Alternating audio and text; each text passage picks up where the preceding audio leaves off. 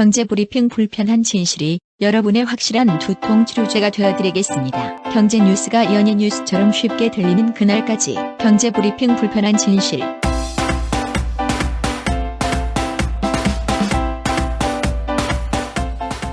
경제브리핑 불편한 진실 7월 27일 순서 시작하겠습니다. 오늘이 중복이네요. 그렇다고 하네요. 네, 뭐 좋은 일 있으셨어요? 원래 중복 이럴 때는 삼계탕을 먹어야 되잖아요. 그렇죠. 우리 삼계탕 안 먹었잖아. 저희는 삼계탕은 안 먹고 뷔페를 먹었네. 그러고 보니까요. 그러니까. 그래서 딱히 중복돼서 얘기를 할 건 없는데 전 중복하니까 보복이 생각나더라고요. 아니 중복이랑 보복이랑 뭔 상관이 있다고. 라임이 어쨌건 맞잖아. 아이 또 아재 개그.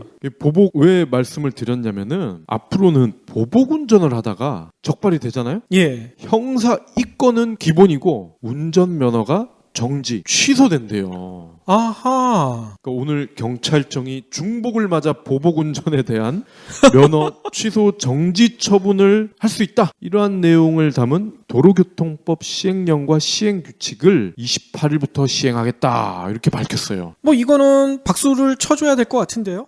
종전에도 보복 운전자를 형법상 특수상해, 특수폭행죄, 형사처벌은 가능했다고 합니다. 그런데 운전면허를 정지하거나 취소할 법적 근거가 없었다는 거죠. 그러니까 한 번 보복 운전을 해서 벌금 몇 번 내고 또 보복 운전을 할 수 있었다는 거죠. 그렇죠. 아니 전작이 있는 사람들이 너무 쉽게 면허증을 재취득하는 게 아닌가. 얼마 전 봉평 사건도 비슷한 사례잖아요. 네, 이렇게 보복 운전에 대한 처벌이 강화가 되면 보복을 하고 싶어도 조금은 참지 않을까요? 그렇죠. 그리고 중복 맞아서 스트레스 많이 받으실 텐데 절대 보복은 꿈도 꾸지 마시고요. 저희 경제브리핑 불편한 진실에 박 PD의 아재 개그를 들으시면서 스트레스를 날려보내시면 어떠실까 이런 생각 또 드는데 또 어떤 분은 이러겠네. 야, 더 쌓인다 쌓여.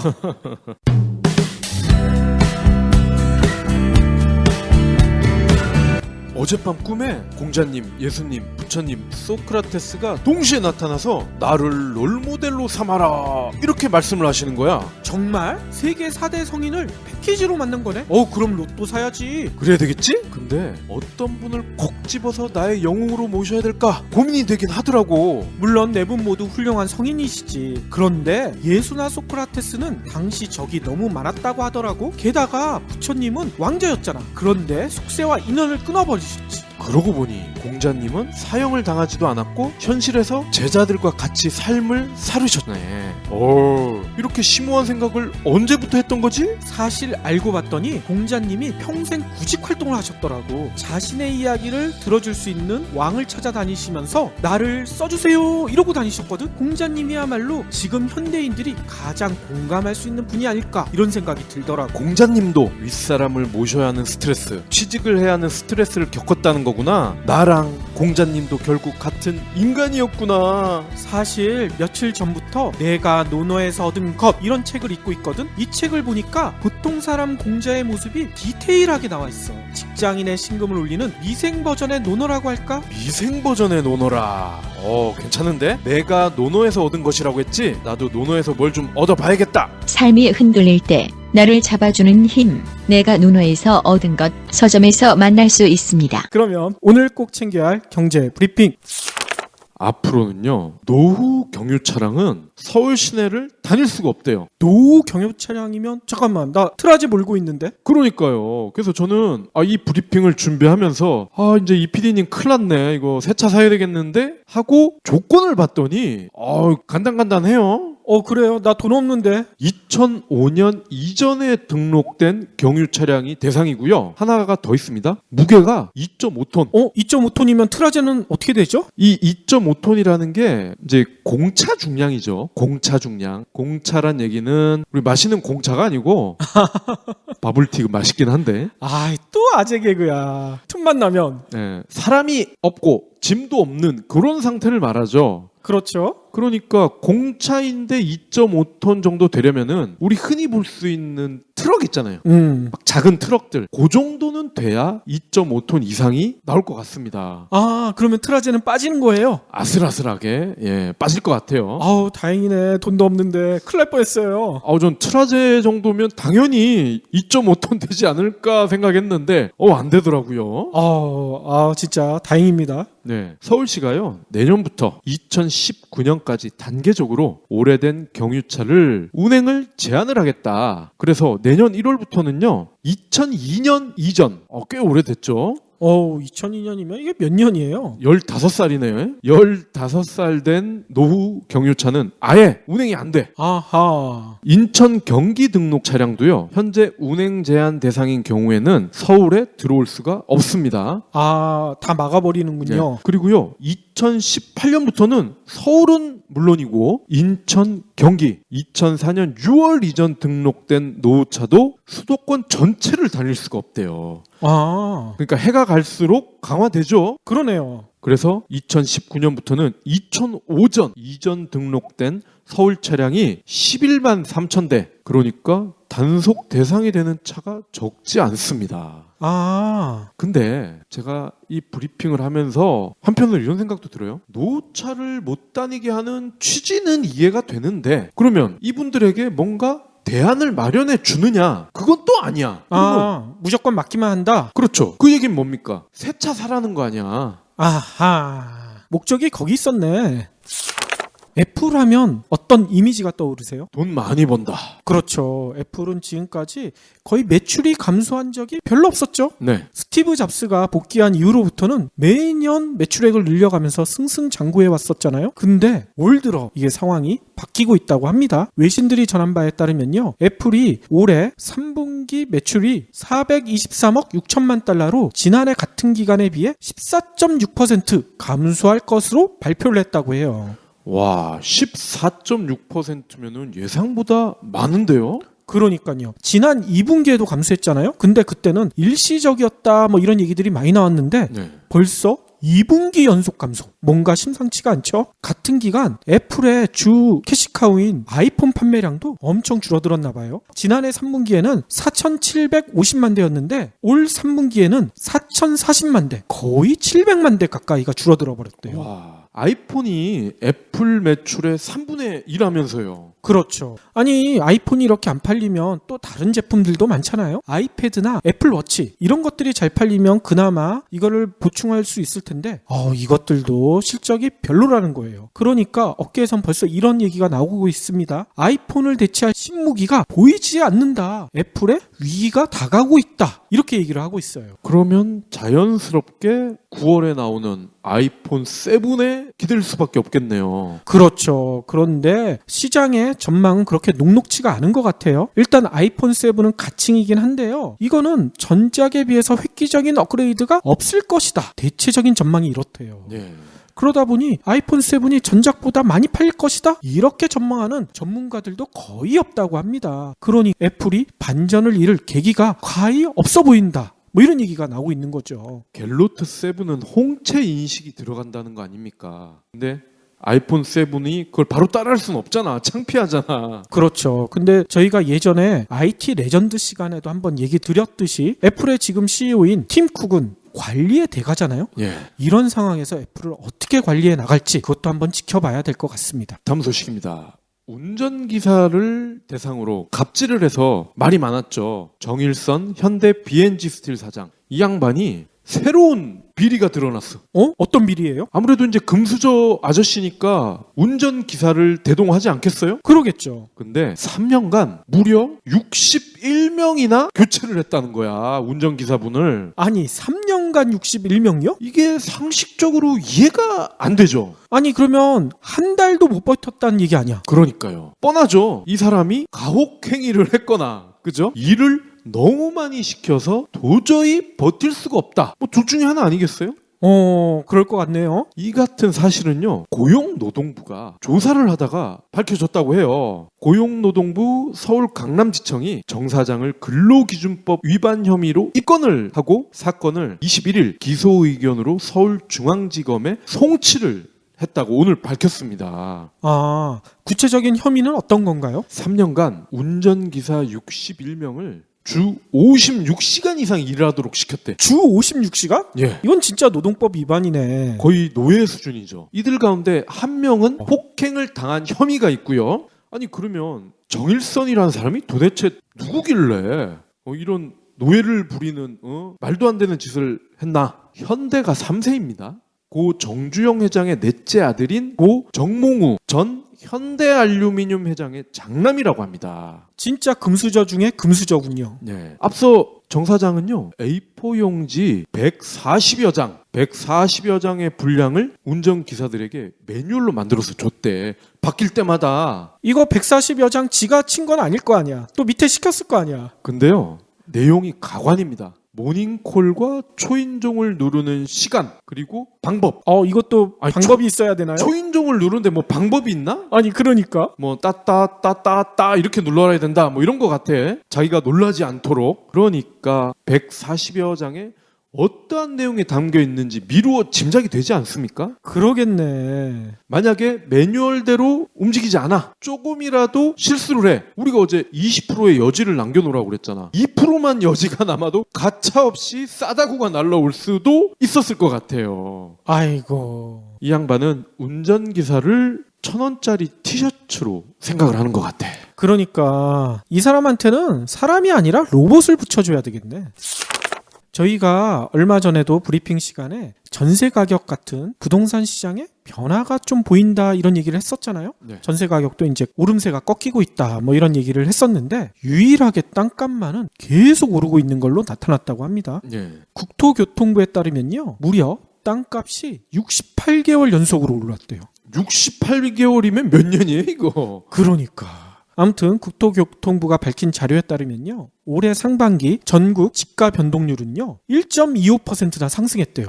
이거 웬만한 금리보다 높은 것 같아. 그러게. 2010년 11월 이후 68개월 연속 상승세를 유지 중이다. 이렇게 밝힌 거예요. 그러면 대략 6년 조금 안 되는 기간이네요. 그렇죠. 또 이는 전년 동기 1.07%에 비해서도 더 많이 오른 거야. 그러니까 오름폭이 더 높아졌다는 얘기인 거죠. 상반기에 1.25%가 올랐으면 금리는 보통 우리가 1년 잡잖아요. 1년. 그럼 곱하기 2를 하면 2.5%잖아요.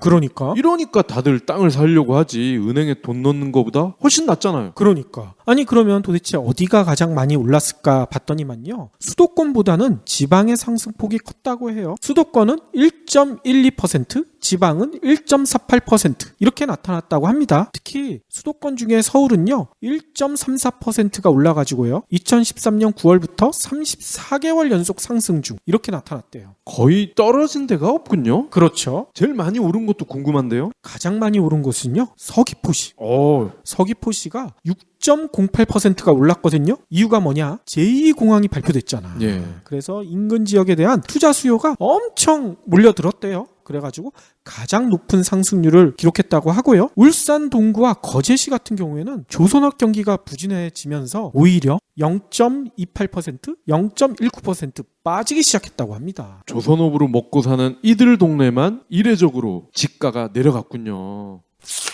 다음 소식입니다. 우유 원유입니다. 기름 원유가 아니고 이 우유 원유 가격이 계속 떨어지고 있잖아요. 그렇죠. 그러면 우리가 먹는 우유값도 떨어져야 정상인데 우리가 먹는 우유값은 안 떨어지고 있는 것으로 나타났어요. 이거는 국제 기름값 떨어져도 실제 기름값은 떨어지지 않는 거랑 똑같은 거네. 그러게요. 이게 같은 원유래서 그런 거 아니야? 그런가 봐요. 오늘 한국소비자단체협의회에서요. 원유 가격이 예전에 올랐을 때는 빠르게 우유값도 올라갔는데 원유가가 내려간 요즘은 오히려 변동이 없다. 이거를 지적을 했어요. 이거 진짜 기름값이랑 똑같은데? 네, 낙농진흥회라는 곳에서요. 원유 가격을 결정한다고 합니다. 그래서 올해 리터당 922원. 이거는 작년보다 18원 내린 거거든요. 소비자단체협의회가 그래서 옛날을 한번 추적을 해봤나 봐. 2013년 8월 우유값이 2,360원을 넘지 않았는데 원유 가격 연동제 시행으로 원유값이 106원이 인상되면서 이 가격이 넘어섰다는 거예요. 어허. 바로 같은 해 9월 우유 소비자 값이 2,425원, 10월에는 2,572원. 2개월 만에 200원이 올라버린 거야. 이거 너무 많이 올린 거 아니에요? 예. 그런데 지금은 원유값은 내려갔는데 우유값은 그대로이고 오히려 일부 제품들은요 고급화, 럭셔리화 이런 걸 강조하면서 양은 줄어들면서 가격만 같이 맞춰놓은 거야. 아, 실질 가격은 이제 올라갔다는 얘기군요. 그렇습니다. 아니 근데 우유 재고량은 점점 쌓여간다면서요. 우유 재고량이요 2013년만 해도 10만 톤 정도였대요. 그런데 올해 5월까지 23만 6천 톤, 2배가 넘게 늘었어요. 아하. 분유 재고량도 8천 톤에서 1만 8천 톤, 역시 2배가 넘게 늘었습니다. 그런데 우유값은 요지부동이다. 기름도 그렇고 우유도 그렇고 너무나 이게 수작이 비슷해요. 그러니까 그래서 이거 비슷한 건 항상 공통점이 있거든. 원인이 같거든. 기름도 SK, GS, 대기업, 재벌들이 유통을 꽉 잡고 있잖아요. 우유도 일부 대기업에서 이거를 꽉 쥐어잡고 있거든요. 아, 그렇군요. 아니 저는 뭐 가격을 당장 내리기 힘들면 이렇게 쌓여있는 재고만이라도 전 세계에 굶고 있는 아이들에게 분유로 만들어서 좀 나눠준다면 그래 가격 안 내려도 난 좋다 이렇게 받아들일 수 있을 것 같아요. 근데 이런 것도 안 하잖아 얘네들은. 자동차에서 중요한 기능 3가지. 달린다 선다 온다 달린다 선다 온다 레이너 그래서 썬팅은 중요하다 썬팅은 레이너 썬팅 썬팅은 레이너 레이싱카에 장착되는 프로페셔널들의 썬팅. 썬팅은 레이너 썬팅. 그러면 오늘의 섹션 일자리 얘기를 드릴까 하는데요. 지금부터 들려드릴 얘기가 조금 가벼울 수도 있고 어떤 분들은 이게 도대체 뭔 얘기야 귀에 거슬릴 수도 있다 이런 생각도 들긴 하는데 그냥 한번 진행을 해보겠습니다. 뭔 얘기냐면 낮잠 얘기를 드릴까 해요. 낮잠이요? 네. 아니 일자리랑 낮잠이랑 뭔 관계가 있어? 뭐 이런 분들도 계실 것 같아요. 근데 지금부터 제 얘기를 들어보면 관계가 없지는 않겠구나 이런 생각이 드실 수도 있을 것 같습니다.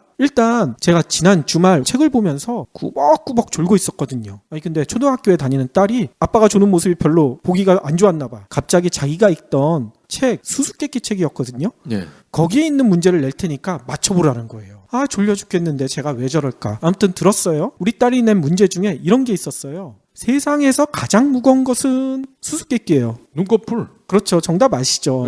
근데 이게 눈꺼풀 해버리면 이게 재미가 없잖아. 그냥 모르는 척 했어요. 그게 뭔데? 그랬더니 우리 딸이 그러는 거예요. 아빠는 그것도 몰라? 정답은 눈꺼풀이야. 딸이 이런 재롱을 보니까 졸렸던 게 싹 사라진다. 뭐 이런 생각도 들긴 하더라고요. 근데 진짜 후덕지근한 날씨가 밤까지 이어지면서 저처럼 낮에도 조는 분들이 의외로 많더라고. 지하철도 그렇고 커피숍 같은 데서도 꾸벅꾸벅 앉아서 조시는 분들이 생각보다 많어. 커피숍에서도요? 그렇죠. 특히 사무실 같은 데 가보면 이게 주말에 뭐 저처럼 쉬면서 조는 거야 상관없겠지만 상사의 눈치를 피해가면서 다들 자기만의 방법으로 비법으로 졸고 계시잖아. 모니터 쳐다보면서 마우스를 누르는 척하면서 눈은 감겨져 있죠.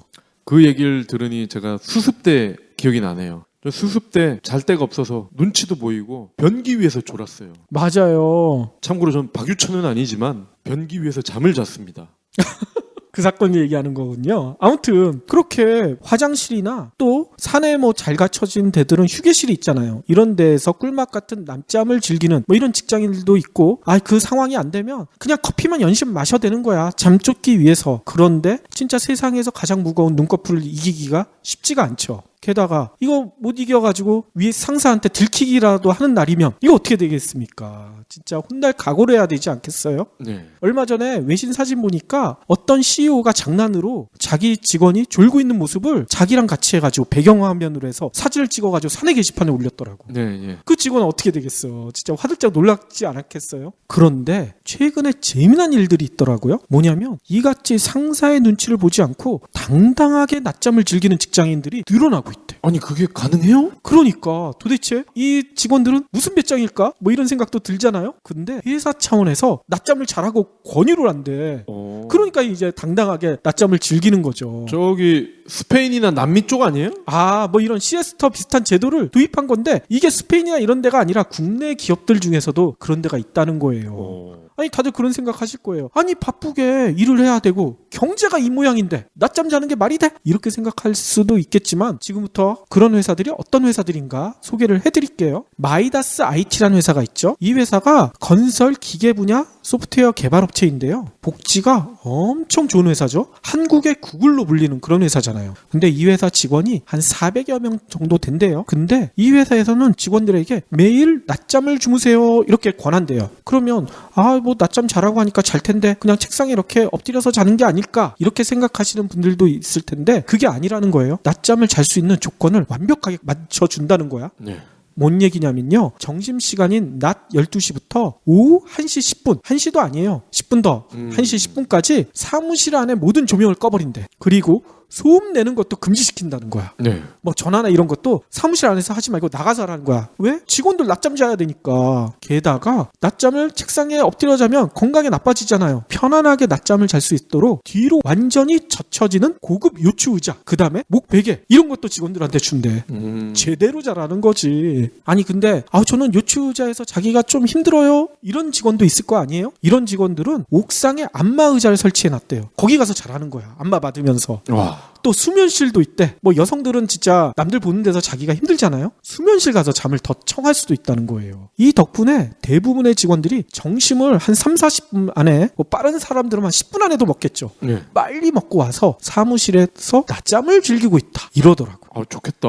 진짜 이건 회사에서 즐길 수 있는 가장 큰 호사가 아닐까 이런 생각도 들어요. 이 회사뿐만 아니라요. 여행박사라고 있죠. 네. 중견 여행 업체인데 여기 직원들도 상사의 눈치를 보지 않고 낮잠을 즐길 수가 있대요. 여기는 독특한 제도 덕분이라고 합니다. 뭐냐면요. 시간 연차라는 걸 운영하고 있대요. 시간 연차가 뭔가 궁금하실 텐데 연차를 시간 단위로 쪼개서 쓸 수 있다는 거예요. 그러니까 연차가 며칠 남을 거 아니에요. 뭐 예를 들어 열흘이면 열흘을 하루 단위로 쓰는 게 아니라 나는 열흘 중에 오늘은 1시간만 쓸게요. 왜? 낮잠 자기 위해서요. 이게 가능하다는 거야. 네. 이러니까 낮잠을 자고 싶으면 한두 시간 이렇게 쪼개가지고 저 시간 연차 체크만 하면 된다는 거야. 상사의 눈치를 하나도 보지 않고 낮잠을 즐길 수 있다는 거죠. 여기까지 얘기 들으면 이거는 상대적으로 작은 업체이니까 이런 제도가 있지 뭐 대기업들은 이런 게 가능하겠어 이렇게 생각하시는 분들도 계실 거예요. 근데 대형 보험사인 ING라고 있잖아요. 네. 이 ING는 매일 오후 2시가 되잖아요. 20분 동안 오렌지 파워 냅 이런 시간을 운영한대요. 냅이 뭔지 아시죠? 냅이 낮잠이잖아요. 네. 근데 앞에 오렌지 파워를 붙여놨어. 그래서 오후 2시가 되잖아요. 그러면 사무실의 불을 모두 끄고 낮잠을 잔다는 거야. 오히려 이때가 더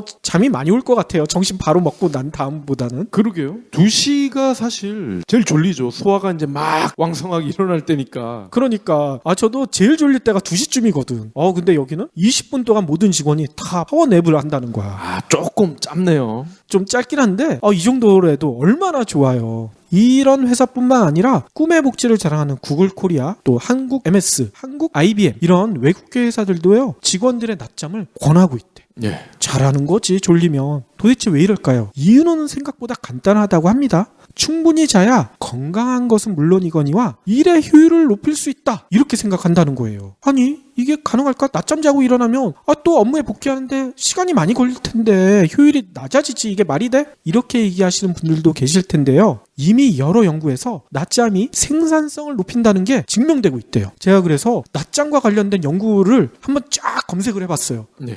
생각보다 많어. 일단 영국의 칼리지 런던이라는 대학이 있거든요. 네. 여기에 빈센트 월시 교수가 이 낮잠의 대가예요. 이분이 낮잠 관련된 논문을 여러 개 발표를 하셨는데 그중에 2014년에 발표한 논문을 보면요. 이렇게 돼 있어요. 매일 30분에서 90분간 낮잠을 자는 게 업무 효율성과 창의성까지 높일 수 있는데 큰 도움을 준다. 이렇게 나와 있다는 거야.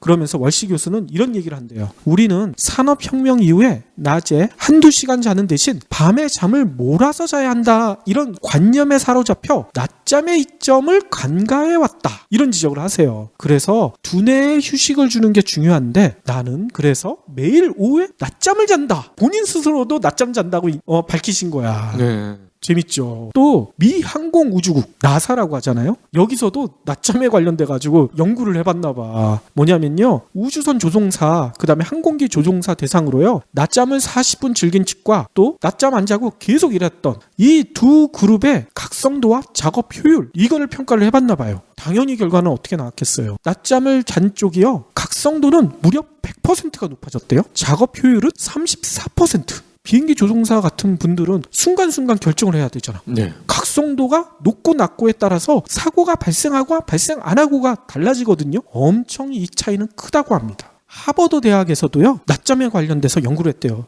세계 가장 유명한 대학도 낮잠을 연구를 한대. 조만간 팟캐스트도 연구하겠군요.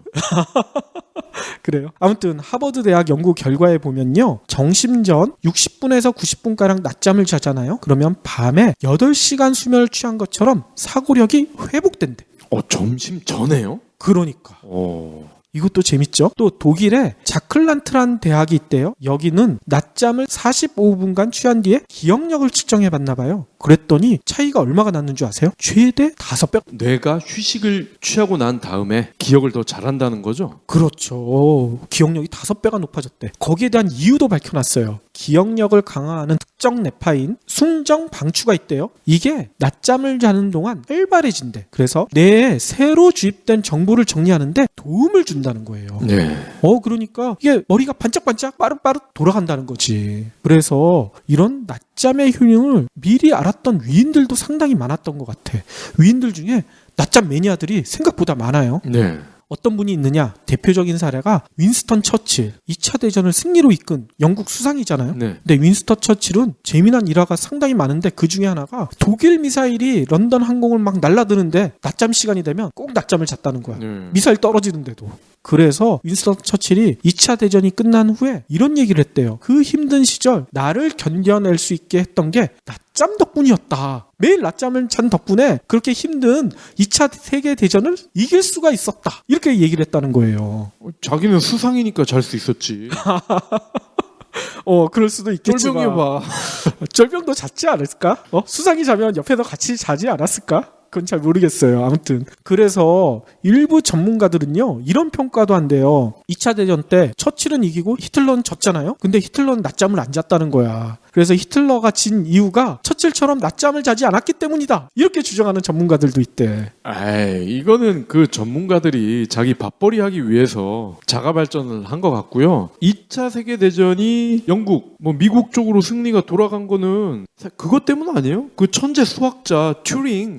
그쵸. 그러니까 튜링의 역할도 있었겠고, 꼭 튜링이 100%는 아니잖아. 여러 가지 요인들 중에 처칠의 낮잠도 있었다. 이런 얘기겠죠. 네. 0.1%. 근데 록펠러 얘기는 좀 공감이 가요. 록펠러가 세계 최고의 부자로 불렸던 사람이잖아요. 네. 근데 록펠러도 낮잠 신봉자로 유명하대요. 록펠러는 매일 오후에 사무실에서 30분간을 낮잠을 자는데 이때는 대통령이 불러도 응하지 않았대.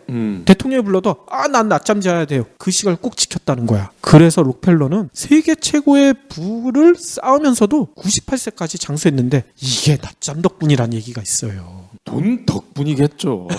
돈이 많으니까 낮잠을 이렇게 잤겠다. 돈이 많아도 이거보다 빨리 돌아가시는 분들 많잖아. 뿐만 아니에요. 낮잠 신봉자가 아인슈타인, 그 다음에 나폴레옹, 레오나르도 다빈치 이런 분들도 있다는 거야. 이분들도 매일매일 거의 거르지 않고 낮잠을 즐기는 낮잠 마니아였다. 이런 얘기가 있어요. 저는 낮잠 하니까 에디슨이 생각나요. 에디슨도 낮잠을 즐겼다고 발명가 해요. 에디슨이 그렇게 자랑을 하고 다녔대요. 자기는 너무 바빠서 잠잘 시간이 없다. 그래서 나는 하루에 4시간인가 15분인가 밖에 안 잔대요. 그러면서 나는 너무 바빠 자랑을 하고 다녔는데 라이벌이었던 테슬라, 이 테슬라가 폭로를 했대. 사실 에디슨이 4시간 잔 거 맞다. 인정. 근데 에디슨은 낮에도 4시간을 잤다. 그러니까 틈 나는 대로 잤다면서요.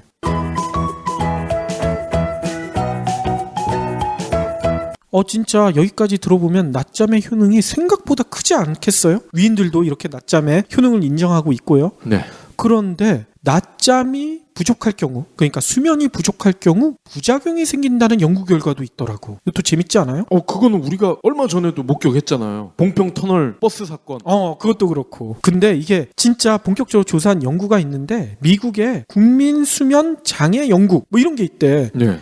국민들 대상으로 수면 장애가 있는지 연구를 한다는 거예요. 여기서 보면요. 종업원의 수면 부족에 따른 사고와 생산성 감소로 발생하는 미국의 경제적 손실이 연간 무려 15억 달러, 1조 8천억 원에 달한다는 거예요. 와. 겨우 잠을 못 잤을 뿐인데. 그리고 이게 뭐 팩트인지 아닌지는 확인은 되지 않지만 왜 절삭 작업 하시는 분들 있잖아요. 근데 이게 순간 졸다가 손이 들어갈 경우에 절단이 되잖아요. 그렇죠. 그런 사고가 많이 발생하죠. 네. 2013년에 하버드 의대도 비슷한 연구를 했어요. 근데 여기는 더 커. 뭐냐면요. 수면 부족으로 인한 미국의 생산성 저하가요. 연간 632억 달러. 약 75조에 달한대. 75배나 더 늘어나 버린 거야. 손실 규모가 천문학적이네요. 그렇죠. 아니 근데 이 연구 결과를 보면 우리나라는 어떨까 이런 생각도 드실 거예요. 네. 우리나라는 참 부족하기로는 또 둘째가라면 서러운 나라 아니야. 그렇죠. 잠을 그만큼 안 자니까. 제가 자료를 찾아봤더니만요. 한국인의 평균 수면 시간이요. 7시간 49분. 저는 이것보다 더 안 자는데 이거 큰일 났네요. 그거 맞아요? 제대로 한 거? 네, 맞아요. 근데 이 시간조차 OECD 국가에서 가장 짧대. 그러니 우리나라 직장인들의 노동자들의 수면 부족은 진짜 심각할 것 같다 이런 생각이 들잖아요. 미국보다는 훨씬 높겠지 당연히. 근데 우리나라도 비슷한 조사를 했네요. 대한수면의학회에서 2010년에 연구 결과를 발표한 게 있는데요. 여기에 따르면요. 수면 부족으로 인해 발생하는 근로손실 시간이요. 1인당 연간 711시간 31분. 아니 711시간 31분이니까 이게 하루 8시간으로 계산하면 거의 석 달에 가까워. 88일이야. 88일을 잠 때문에 노동을 제대로 못한다는 거야. 그리고 우리는 야근 다들 많이 하잖아요. 그러니까. 그리고 좀 일찍 끝났다 싶으면 회식하러 가자 이러고. 그렇죠. 회식 가도 3차는 가고. 또 거기서 또 졸고 있지. 술 먹으면서. 그래서 이런 근로시간 손실에 따른 손실액이요. 연평균 1인당 1,586만 원에 달한대. 1,586만 원이면 근로자 평균 연봉의 거의 3분의 1? 2분의 1 가까운 거잖아. 네.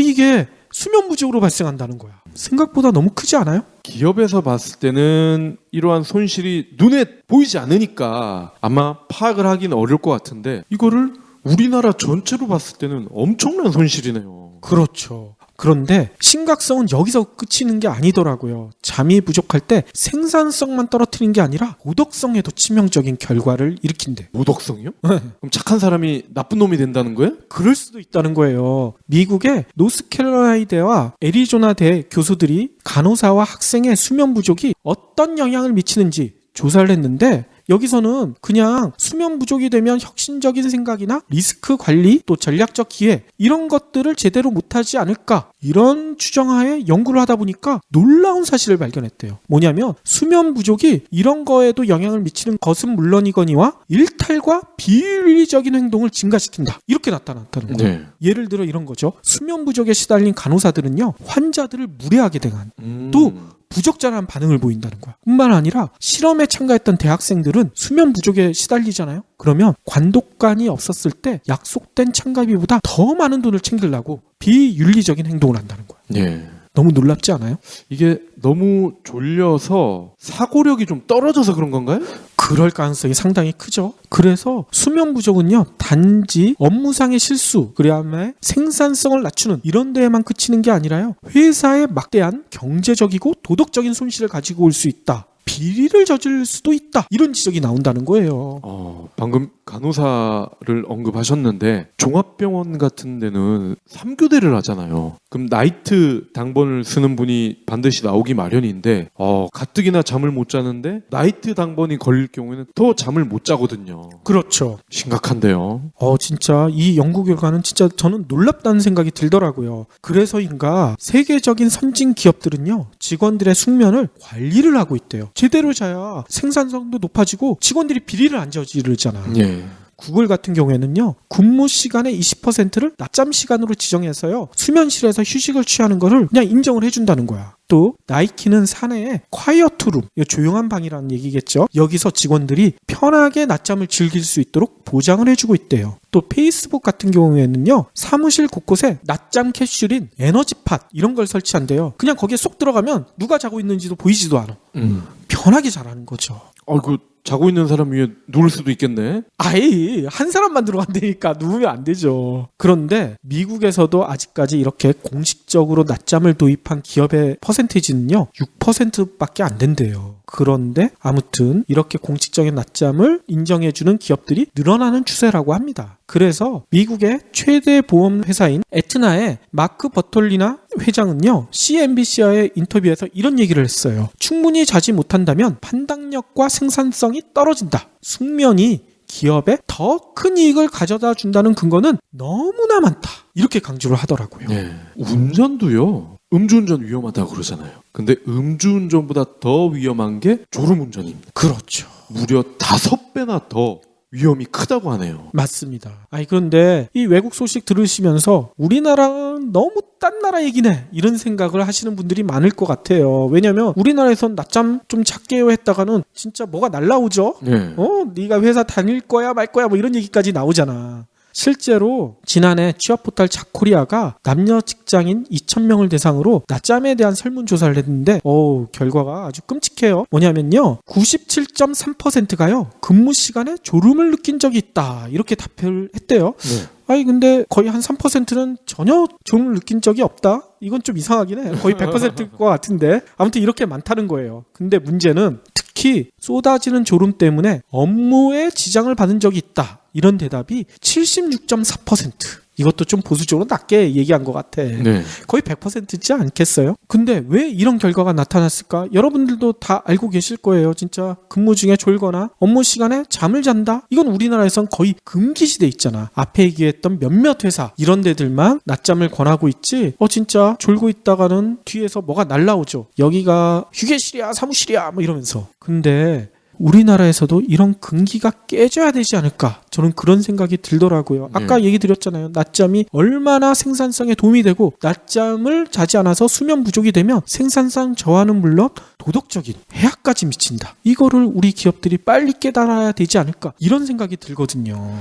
저는 이제 사회생활을 기자만 해봐서 제가 처음에 언론사에 들어갔을 때 제일 놀랬던 것 중에 하나가 수면실이었거든요. 보통 언론사에는 이렇게 누울 수 있는 의자, 뭐 릴렉스 체어 이런 게 10개 이상이 있거든요. 물론 들어가면 뭐 술 냄새 나고 뭐 발 냄새 나고 코 고는 소리가 진동을 하고 그러긴 하지만 사회 초년생 입장에서는 아니 일하는 데서 이렇게 잠을 자도 되나? 근데 알고 봤더니 다른 회사에 다니는 일반 기업 종사하는 우리 친구들은 그런 게 거의 없다는 거예요. 그렇죠. 그러면 도대체 어떻게 하란 얘기냐. 상사는 뒤에서 눈을 부라리고 쳐다보고 있는데 낮잠 그냥 맘대로 당당하게 잘 수가 있느냐, 이런 얘기도 하실 텐데, 다행스럽게도 노조가 있는 회사라면 생산성 향상을 위해 강력하게 요구해보는 게 어떨까, 저는 그런 생각이 들거든요. 네. 낮잠을 공식화해달라. 또 노조가 없고 그냥 부서장한테 결정 권한이 있으면 부서별로 낮잠을 도입해보는 것도 좋을 것 같고요. 또 이것마저도 불가능하다 하면 요즘 낮잠을 잘 수 있는 공간이 또 의외로 주변에 많대요. 낮잠 카페라고 들어보셨어요? 아니요. 이거는 진짜 가서 낮잠 자는 거야. 카페같이 돼 있는데 조용하게 졸리는 음악 뭐 이런 걸 틀어주고, 어떤 데는 이불까지 제공을 해준대요. 네. 거기 가서 뭐 1시간이든 30분이든 자기가 원하는 시간 동안 이렇게 잠을 자면 깨워주는 서비스까지 한다고 합니다. 네. 또 일부 극장 같은데 이런 데에서는요 시에스타 서비스를 제공한대. 뭐냐면요, 극장인데 극장에서 영화를 안 틀어. 그 시간 동안 잘하는 거야. 그래서 직장인들이 거기 가서 낮잠을 즐긴다는 거죠. 팝콘을 사야 들어갈 수 있는 거 아니에요? 그것도 뭐 팝콘이 아니라 뭐 표를 하나 사긴 사야 되는데 가격은 잘 모르겠어요. 또 낮잠을 효과적으로 자는 방법도 미리 알아두면 좀 좋으실 것 같아서 제가 찾아봤어요. 뭐냐면요, 의외의 방법이 있네요. 낮잠을 자기 직전에 카페인, 그러니까 커피겠죠? 커피를 섭취하는 게 좋대요. 아니 잠자기 전에 카페인 마시면 이거 잠 깨는 거 아니야? 이런 생각이 드실 수도 있을 텐데, 네. 카페인이 들어간 성분은요 밤잠은 설치게 할 수 있지만 낮잠에는 도움이 된대요. 이유가 뭐냐? 카페인의 각성 효과는요 커피를 마신 다음에 30분 뒤에 가장 높게 발휘가 된대요. 그래서 커피를 마시고 바로 낮잠을 자잖아요. 30분 후에 깨면 이 카페인 각성 효과가 그때부터 나타난다는 거야. 상쾌한 기분을 느낄 수가 있다는 거죠. 그리고 낮잠도 너무 길게 자면 오히려 역효과가 난다고 하더라고요. 그래서 머리 아프죠. 그렇죠. 알람을 맞춰놓고 20분에서 30분 이 정도로 자는 게 좋다고 하고요. 자세도 중요하대요. 그냥 책상에 기대서 자는 거 아주 안 좋다고 합니다. 허리를 곧게 펴고 등받이에 기대서 자는 게 가장 좋은데요. 뭐 머리 받침이 있는 의자 뭐 이런 데에서 허리를 곧게 펴는 게 좋은 자세라고 합니다. 근데 낮잠을 잔 후에도 목을 양옆으로 눌러주거나 기지개를 켜듯 팔을 뻗는 뭐 이렇게 해서 경직된 근육을 풀어주는 것도 업무에 복귀하는데 도움이 된다는 얘기가 있어요. 뭐 지금까지 낮잠에 대해서 제가 길게 얘기를 드렸는데 그래도 낮잠 자는 게 말이 돼? 우리나라 사회에서 우리나라 직장에서 이렇게 부정적으로 생각하시는 분들이 있을 것 같아서 처칠이 남긴 말로 마무리를 할까 합니다. 아까 처칠이 낮잠 많이 하라고 했잖아요. 네. 이런 얘기를 하셨대요. 낮에 잠을 잔다고 해서 일을 덜 할 것이란 생각은 버리세요. 상상력이 없는 사람들이 만들어 놓은 어리석은 개념입니다. 당신은 훨씬 더 많은 것을 성취할 수가 있습니다. 하루에 이틀 일을 할 수도 있어요. 1시간 반 정도의 낮잠만 즐긴다면 여러분들 당당하게 낮잠을 즐겨보시면 어떨까요? 이거는 대표나 CEO가 이걸 터줘야 돼. 그렇죠. 제가 볼 때 노동자 하나하나 힘들고요. 대표나 이런 분들이 우리 모두 다 잡시다. 불 꺼! 거기 전화 올린 놈 누구야? 이렇게 해야 돼. 안 그러면 어려울 것 같아요. 그렇죠. 그래서 저희도 오늘부터 한 20분 동안 낮잠 잘까요? 저희는 라꾸라꾸도 있잖아. 라꾸라꾸에 우리 둘이 눕기에는 좀 그렇잖아. 네. 혹시 기부해보신 적 있나요? 이런 질문을 하면 나 먹고 살 것도 없는데 기부는 무슨? 기부는 션, 정혜영, 김장훈이나 하는 거 아니야? 라고 하시는 분들이 많습니다. 하지만 기부는 돈 많은 연예인의 전유물이 아닙니다. 무료 기부 사이트 위시플렉스에 접속하면 누구나 기부천사가 될 수 있습니다. 어떻게 가능하냐고요? 위시플렉스의 나만의 위시에서 매주 마음에 드는 신상 10개만 고르면 됩니다. 물론 사는 것이 아니라 찜만 하는 겁니다. 그러면 기부머니 500원이 매주 생기죠. 이 기부머니를 경제브리핑, 불편한 진실 같은 프로젝트에 후원할 수 있습니다. 참 쉽죠? 보너스도 있습니다. 매주 추첨을 통해 골라놓은 신상을 최대 90% 할인된 가격으로 살 수 있는 기회도 제공합니다. 기부도 하고 신상도 챙기고 그야말로 꽉 먹고 알 먹고입니다. 이래도 기부는 나와 상관없는 딴 나라 이야기라고 하실 건가요?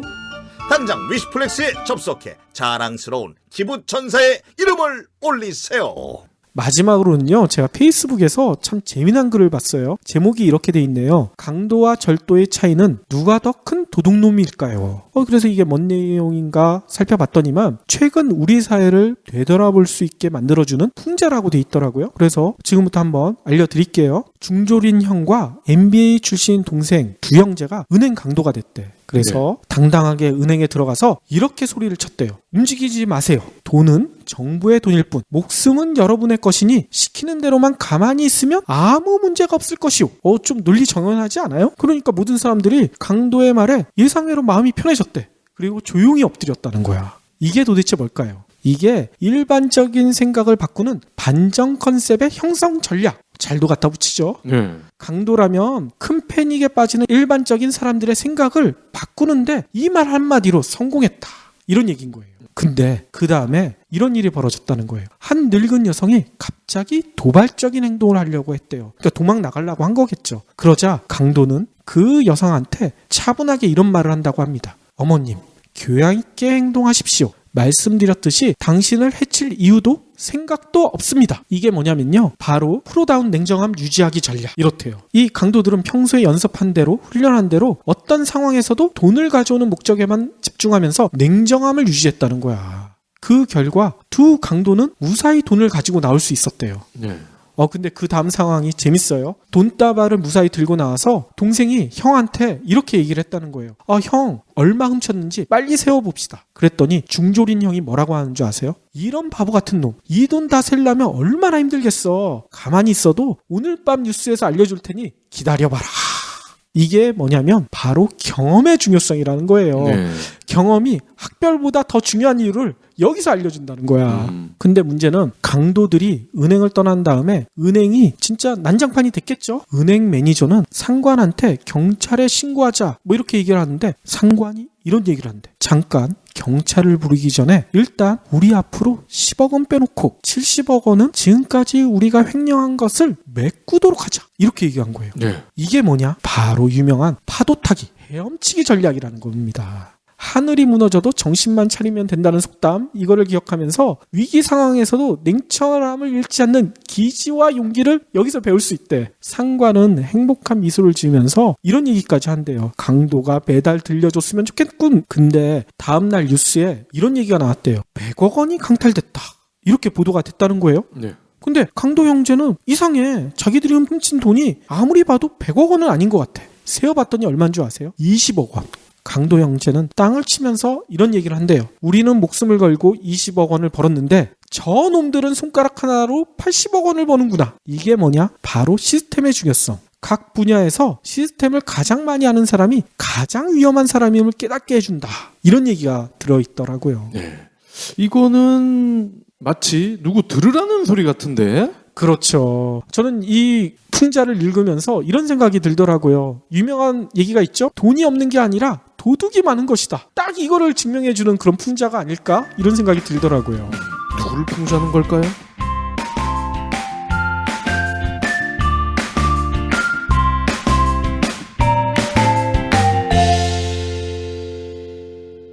경제브리핑 불편한 진실 완수해주셔서 감사합니다.